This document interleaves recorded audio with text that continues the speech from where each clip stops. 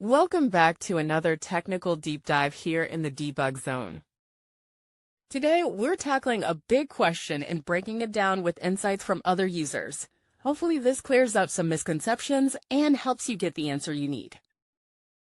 So buckle up, stay a little curious, and let's jump right in.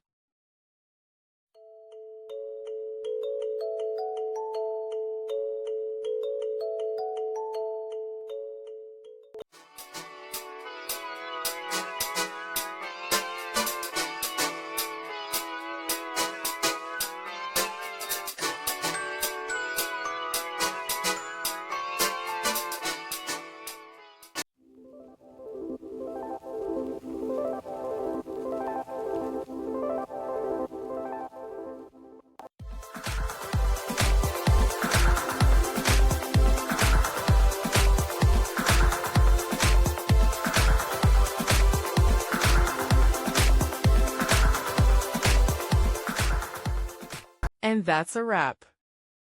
I hope you found the answer you were looking for. If you did, take a second to hit that subscribe button. It really helps out. And let me know in the comments which solution worked best for you. See you next time in the debug zone.